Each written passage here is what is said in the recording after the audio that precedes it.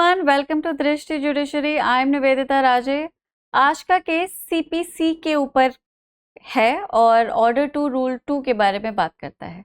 एक छोटा सा provision has a massive impact on civil proceedings. So the name of the case is Uniworld Logistics Private Limited versus Indev Logistics Private Limited। अब case के facts बहुत ही simple हैं।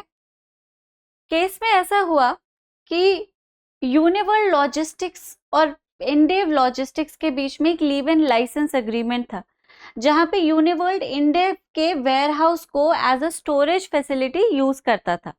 2010 में इन दोनों ने अपने अग्रीमेंट को दूसरे अग्रीमेंट से रिप्लेस कर दिया और उसमें एक क्लॉज ऐड हुआ according to which Uniworld was supposed to pay a monthly rent of 30 lakh to Indev for using the storage facility. अब प्रॉब्लम आप समझ ही सकते हैं कहाँ हुई होगी, पेमेंट के डिफॉल्ट में। पेमेंट वाज डिफॉल्टेड, ठीक है। जो मंथली रेंट अग्री हुआ था, यूनिवर्ल्ड फेल्ड टू पे इट, जिसके अगेंस्ट इंडेव ने उनको एक लीगल नोटिस भेजा। लीगल नोटिस के टर्म्स को और उसके स्टिपुलेशंस को यूनिवर्ल्ड ने इमीडिएटली डिनाई कर दिया, ये कहते हुए कि हमारे अग्रीमेंट में जिस एरिया को आपने मेंशन किया था कि ये एरिया है वेयरहाउस का जिसे आप स्टोरेज में यूज कर सकते हैं, उतना एरिया आपने हमें प्रोवाइड नहीं किया है। इनफैक्ट स्टिपुलेटेड एरिया से 50,000 स्क्वायर यार्ड या मीटर, इसमें मुझे कंफ्यूजन है, नॉट एन इम्पॉर्टेंट डिटेल, उतना एरिया कम है, ठीक है, जिस वजह से you are in violation of the contract. Also we don't owe you any amount. अब जब सीधा ही मना कर दिया किसी भी चीज का नोटिस, तो इंडेव को फाइनली सूट इंस्टीट्यूट करना पड़ा। अब इस सूट में इंडेव ने दो चीजें करी। एक तो इमीडिएट एविक्शन डिमांड किया, ठीक है, इस चीज को ध्यान से सुनना है, ये एक प्रोसीजरल एस्पेक्ट है जो थ्योरी को पढ़ते वक्त नहीं पता चलता है। दूसरा, जो अरियर्स थे, मतलब जो रेंट ड्यू था, उसको डिमांड किया, पेमेंट ऑफ रेंट पेमेंट। तीसरा, उन्होंने सेकंड सूट करने के राइट को रिजर्व कर लिया। अपने इस सूट में उनकी एक्टिव डिमांड इमीडिएट एविक्शन की ही थी। रेंट पेमेंट भी एज रिलीफ उन्होंने मेंशन किया था, लेकिन इसका कोई अमाउंट उन्होंने मेंशन नहीं किया था, ठीक है। इसे वो एक्टिवली इस सूट में डिमांड नहीं कर रहे थे और इसी सूट में वो सेकंड सूट इंस्टीट्यूट कर सके, इस राइट को उन्होंने रिजर्व कर लिया था। ऐसा लीगल नोटिस में भी कर लेती हैं parties. This is something that CPC allow, ठीक है। अब ये 2015 में हुआ। 2015 में ही यूनिवर्ल्ड ने इंडेव के अगेंस्ट एक काउंटर सूट फाइल किया, जिसमें उसने यही कहा, सेम थिंग, कि स्टिपुलेटेड एरिया से गिवन एरिया कम है, ओके, जिसकी वजह से कॉन्ट्रैक्ट जो है 2010 में जो हमारे बीच में हुआ है वो इनवैलिडेट हो जाता है। अच्छा, अब second time second suit institute होता है। ये तो फर्स्ट सूट हो गया। सेकेंड इंस्टीट्यूट होता है सूट जिसमें इंडेव ने यूनिवर्ल्ड से 8.4 करोड़ बैक पेमेंट की डिमांड की कि इतना आप हमें ओ करते हैं विद इंटरेस्ट। मैंने कहा कि फर्स्ट सूट में ये था, लेकिन अमाउंट मेंशन्ड नहीं था। अब सोचने वाली बात है, यूनिवर्ल्ड ने वही किया जो हर लॉयर करता या हर कंपनी करती, ऑर्डर टू रूल 2 को क्लेम कर दिया। होता क्या है ऑर्डर टू रूल 2? एक लाइन का प्रोविजन है, पता है हमें, ऑर्डर टू रूल 2।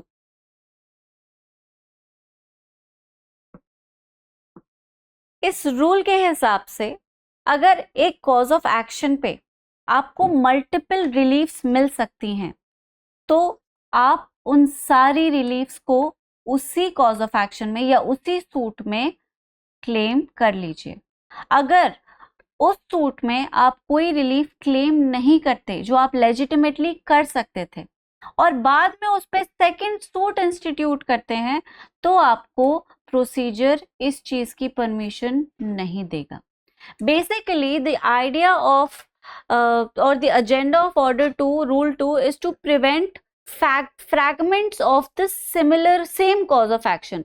एक ही cause of action पे केसेस और या फिर सूट्स जो हैं वो फ्रैगमेंट्स में टूट ना जाएं. अगर एक कॉज ऑफ एक्शन से मल्टीपल फसेट्स और रिलीफ्स निकल कर आ रही हैं तो उन्हें आप इकट्ठा मांग लीजिए. सिंपल एग्जाम्पल से अगर समझे तो लेट्स से कि एक आदमी को बुखार है काफी तेज और वो डॉक्टर के पास जाता है. डॉक्टर उसके फीवर को टेस्ट करता है, काफी हाई फीवर है और सीजन डेंगू का है, मतलब इस दौरान डेंगू सबसे ज्यादा हो जाता है. तो डॉक्टर वो एक डेंगू का टेस्ट रिकमेंड करता है कि आप एक डेंगू टेस्ट करवा लीजिए. But there are other possibilities too, भाई फीवर बहुत सारे अदर इन्फेक्शंस का सिम्टम हो सकता है. तो to rule out, eliminate every other possibility, he suggest the patient to get every other test done along with the dengue. यही order 2 rule 2 है कि अगर एक कॉज ऑफ एक्शन है, अगर आपके पास कॉज ऑफ एक्शन था, मतलब right to institute an action, और इस एक्शन की वजह से आपको रिलीफ मिल रही थी, तो आपको जितनी भी रिलीफ मिल रही थी आप उन सब को इसी सूट में क्लेम कर दीजिए. कोर्ट को जितनी रिलीफ जस्टिफाइड लगेंगी वो आपको सारी दे देगा. अगर आपने इस सूट में इन्हें क्लेम नहीं किया तो आप फिर बाद में इस पे कोई और सूट इंस्टीट्यूट नहीं कर सकते. ऑर्डर 2 रूल 2 आपको प्रिवेंट कर देगा. ये रेस जुडिकाटा से अलग है. Res judicata talks about a settled dispute जिसपे ऑलरेडी एक जजमेंट आ चुका है. ठीक है, एक और एग्जाम्पल से मैं समझा देती हूँ, वो तो एक अलग इलस्ट्रेशन था.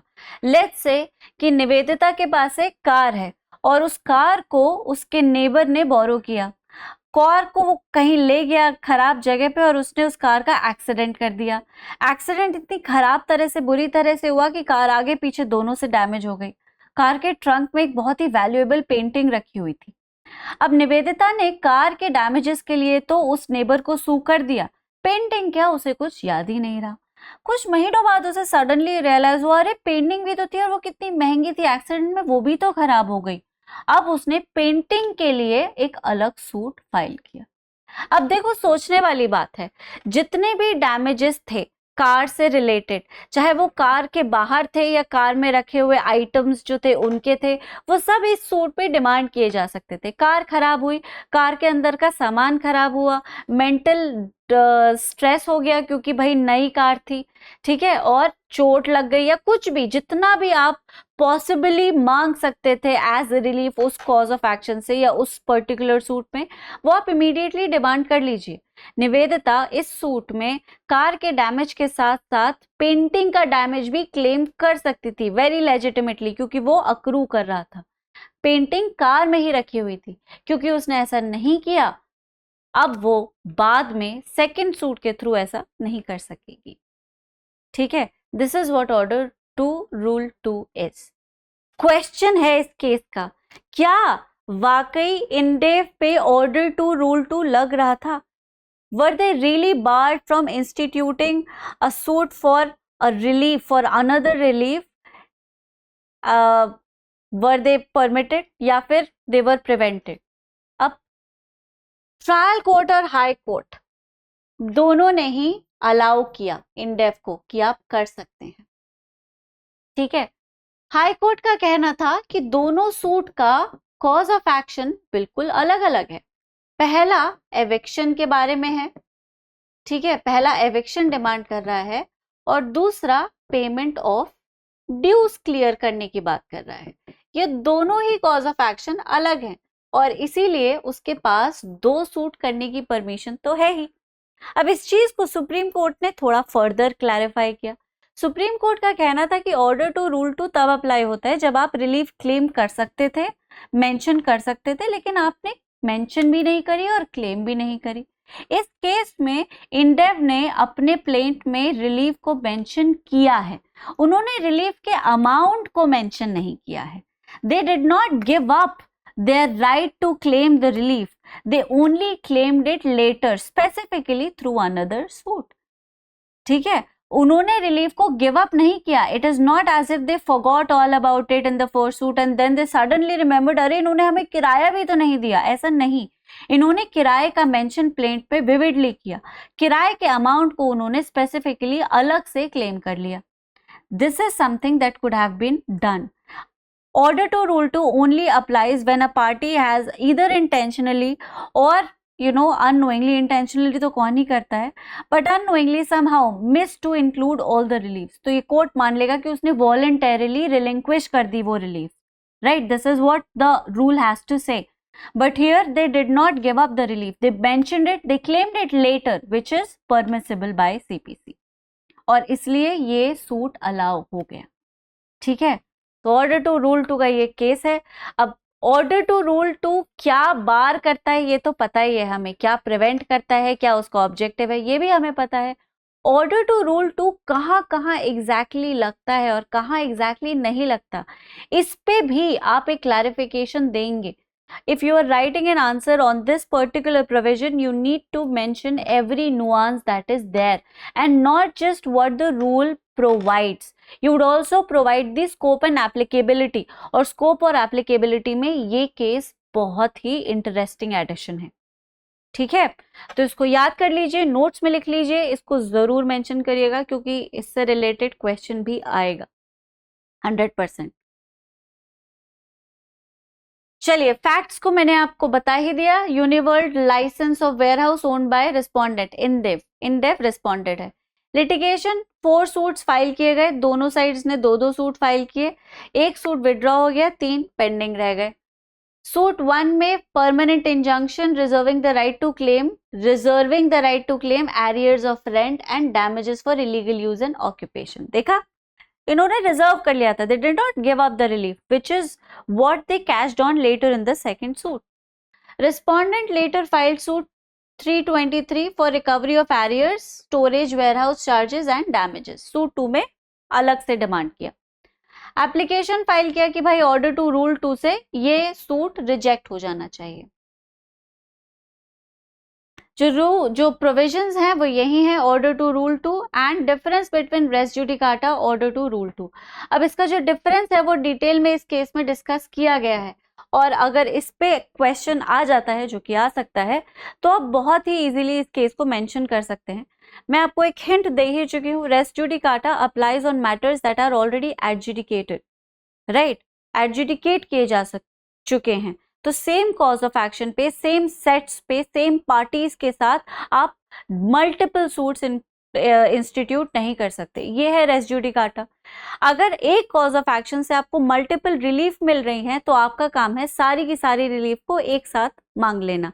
अगर आप नहीं मांगते हैं, नहीं डिमांड करते हैं, तो कोर्ट मान लेगा कि आपने उन्हें वॉलंटरीली रिलिंक्विश कर दिया और आप सेकेंड सूट उनको डिमांड या क्लेम करने के लिए इंस्टीट्यूट नहीं कर सकते.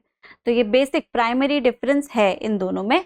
ठीक है, यहां मैं इसे इतना ही समझाऊंगी. डिटेल में अगर आप समझना चाहते हैं तो आपको क्लासरूम प्रोग्राम्स में ये बहुत डिटेल में समझा दिया जाएगा. कोर्ट के ऑब्जर्वेशन थे, ना तो रिलिंक्विशमेंट था ना ओमिशन था. कोर्ट ने नोट किया कि रिलिंक्विश नहीं किया उन्होंने ऑफ एनी क्लेम, कोई ओमिशन नहीं था. At any stage they mentioned the relief, they just reserved the right to claim it later on और they decided to claim it later on. Separate cause of action थे, एक eviction का suit था और एक arrears को या damages को क्लेम करने का. कोर्ट ने ऑब्जर्व किया कि एपेलेंट सिर्फ और सिर्फ कोर्ट को गुमराह करके डिले करने की कोशिश कर रहा है प्रोसीडिंग्स, क्योंकि ऑर्डर टू रूल 2 एक्चुअली लग ही नहीं रहा. These are the important cases for mesne profits and possession or mean profits and possession. I could never understand how to pronounce this, right? My college professor used to pronounce it as mesne profits. Then I was taught by somebody else also. He used to call it mean profits. And then my father says mesne profits. So I'm not really sure कि ये क्या है. ठीक है, और mesne ही होगा शायद. तो I'm more comfortable with mesne. Ramkaran Singh versus Nakchad Ahir. The cause of action for possession is different from that of recovery of Mesne profits. Order to Rule 4 permits joining claims for Mesne profits or arrears of rent with a suit of recovery of immovable property. Important case law for Order to Rule 2, Gurbakh Singh versus Bhuralal, which is a 1964 case, a very important case. Brahm Singh versus Union of India 2020 का case है. Life insurance corporation versus Sanjeev builders 2022 का है. Now you have Uniworld logistics versus Indev logistics, ये 24 का है. तो you have a beautiful chronology जहां पे आप एक 1964 का लैंडमार्क मेंशन करते हैं, फिर 2020 का लैंडमार्क मेंशन करते हैं, फिर 22 का मेंशन करते हैं और 24 का भी मेंशन करते हैं. तो आप एक बहुत ही प्रॉपर ब्यूटीफुल क्रोनोलॉजी से अपने आंसर को ऑर्डिनेट कर रहे हैं. आपको मार्क्स बहुत अच्छे मिलेंगे. प्रैक्टिस क्वेश्चंस देख लेते हैं. Which rule of CPC is involved in splitting up of claims? Answer आपको पता ही है, ठीक है, कमेंट्स में बताइएगा. Order to Rule 2 applies only on who? This is a tricky question. I would love to see what you all answer. Leave it in the comments, okay? Which court sleeve is required under Order to Rule 2(3) of the Civil Procedure Court? अब ये आपको अपने knowledge के base पे पता होना चाहिए, ठीक है. ये इतना कॉमनली आस्क्ड क्वेश्चन तो नहीं है, but this is something that you need to know. Order 2 को याद रखना जरूरी है. The entire order for that matter important order है. अब ये दृष्टि के मीन्स के क्वेश्चंस हैं. Examine the relationship between order two rule 2 of CPC and the principle of res judicata in the context of civil litigation. How do these principles work together to ensure the finality of judgements? The next question is, discuss the role of judicial discretion in the application of Order 2 Rule 2 Clause 3 of CPC. When is a plaintiff allowed to sue for omitted reliefs? So these are the questions. इन पे answers आप जरूर लिखिएगा practice करके.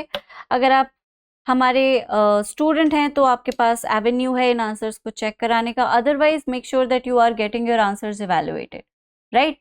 तो आज के case में इतना ही. अगले सेशन में एपिसोड में इसी तरह के बहुत अच्छे इंपॉर्टेंट केस के साथ मिलेंगे. तब तक सब अपना ख्याल रखिए. Thank you so much. Bye bye.